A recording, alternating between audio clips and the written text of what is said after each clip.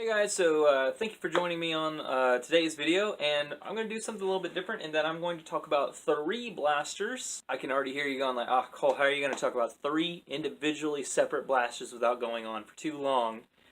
I know how I am. I got to call myself out. That's because I'm not going to talk about 3 individual blasters that are completely different. I'm going to talk about 3 iterations of the same blaster, and it's going to be the Recon CS6. The Recon CS6, this is in its original configuration. I've even got an old yellow long shot mag in here just to make all that crappy, ugly yellow. I mean, I say it, I love the yellow, but to make it all match. And then I got a orange one. This is a newer mag than the one that came with it. But other than that, all the parts on here are original. This is the first iteration of the Recon. You can tell by the extended plunger tube right here. Which is something that they got rid of as they started making new ones. So this is the second, what I would consider the second official in-strike blaster when we talk about like the streamlined magazines. Taking the 6-rounder magazines, that's what the 6 stands for in the CS6. It's for the 6-round magazine that came with it. It came with 2 magazines, one in stock, one right here. This is like a little flashlight. And this is something, I mean, they were starting to play around with the idea of different attachments to make the blaster more modular and stuff like that, to kind of have folks like, oh, I want to have a pistol or a full-length blaster or whatever. This is the second one, the first one being the long shot. There are likely a blaster prior to this that, yes, did fit on a blaster and all that stuff. I understand that, but when it comes to like the magazines and what we know of as the in-strike line, the second blaster. It came out shortly after the long shot. And yeah, very cool blaster. It definitely, like when I picked it up, it was completely different than any other Nerf thing I'd ever seen. It was really cool, and I had to have it. So all these parts come off, and that was kind of the big thing, was like, you know, here's a blaster. It fires just fine. And then, okay, I want this stock on this pistol. Still blaster. Now I want a flashlight. This, sadly, the batteries don't work anymore. It's a flashlight and it's a laser sight in that, like, it has a little slide right here. If it's all the way forward, I believe that's laser. If it's all the way back, it's kind of a generalized red flashlight. It wasn't that great, but you have multiple rails on the blaster, so if you wanted to, you could put it up there. It's a rail right here. It also came with this really bad combination ladder and aperture style sight. It is adjustable. It doesn't matter. It's useless.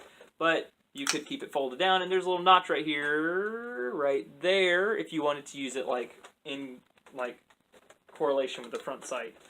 So you could throw it up here if you wanted to, and it didn't matter. Oh, yikes. You know, obviously, like, you want the barrel on it because you want as much drag on it as possible.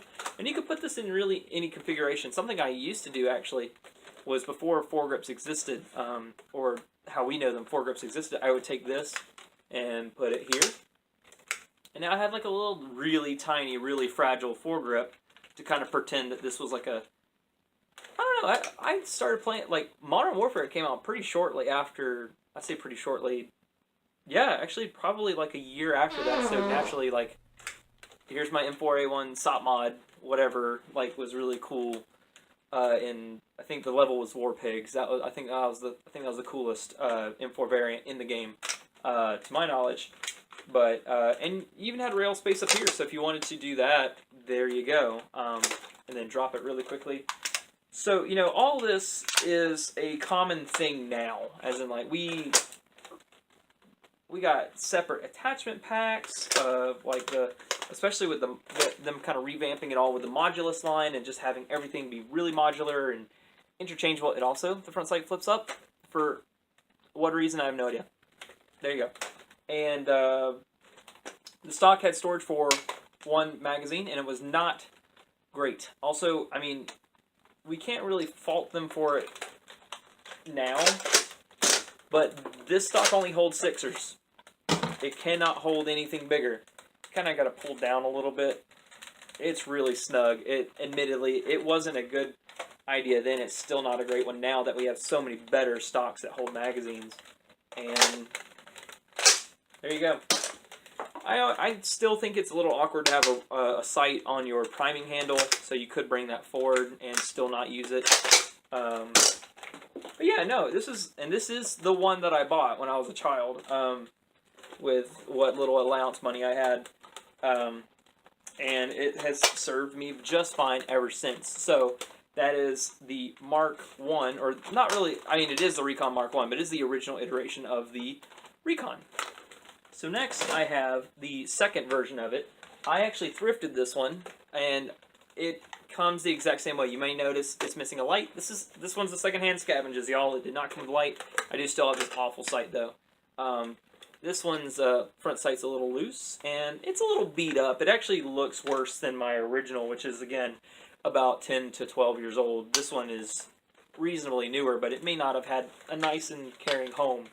It still has the stock storage. These are not the original mags that came with it. This one in here actually probably is the original one that came with that one, but that being said, it still fires just fine, but you may notice one big difference. This little black tube right here, it's a self-contained, it's kind of like a buffer tube in that the priming handle does not eject. Here, I guess, I'll show them side by side. So when you cock this one, you got this big orange thing just sticking out.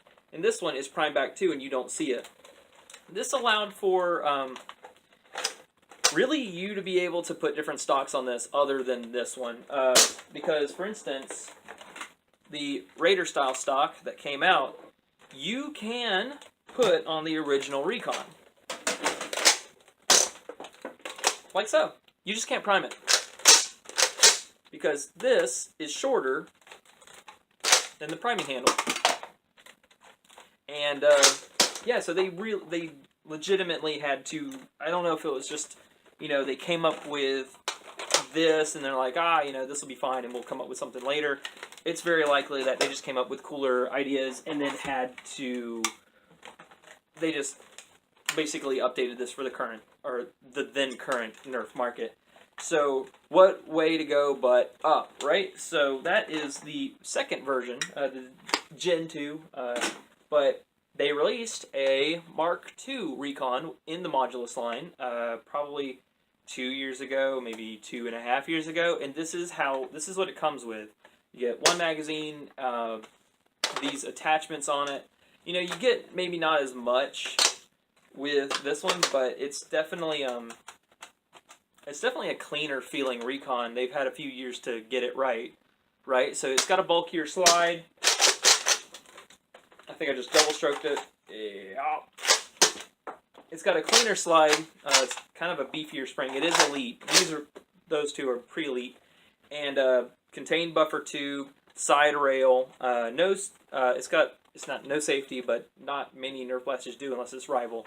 One thing I think it does need is most attachments have a little protruding zit-looking thing, and it correlates usually with a little hole for it to kind of click and kind of hold on to each other with. This one does not have it on the blaster nor on the attachment, so these are kind of really loose, which is probably my biggest gripe about it, in that anything I put on it is really easily taken off. But as y'all might know, the more barrel drag you have, the worse performance your blaster is going to be doing. So I just kind of run it pistol style. I haven't fielded it, but if I were to, it's got a handguard, which is really neat too. One lanyard point. These have a dart storage in the grip. This does not, and that's really just kind of a huge drawback. Not really. So, but yeah, all these are pretty good blasters. It's kind of a mainstay. It's nice to see it get updated as it's gone along. As someone who's been there since when the Instrike line was fledgling and figuring out what they wanted to do, it's really cool to see them continue to elevate and innovate the brand. So yeah, that's a little walk through memory lane with the Nerf Recon. So this isn't technically a secondhand scavenges because two of the three of these have been bought in retail, but they're still just dang good blasters. The workhorse of the line, I would say. But that is what I have to say about the Nerf Recons and its various forms. Of course, this is not including the Retaliator and its subsequent lines, and of course the newer version of the Retaliator that's coming with Slamfire. Yay! But yeah, if you like what I'm doing, please like and subscribe. If you have someone who really likes Nerf in your life, please share the video. If you don't like what I'm doing, thank you for watching regardless. I appreciate it. I have links to my other social media down below. Also, my brother and I have a podcast. That's also in the down section down below. We just got approved for iTunes. Yay! Now we're going to try on Spotify. But that's what I have to say, and thank you very much.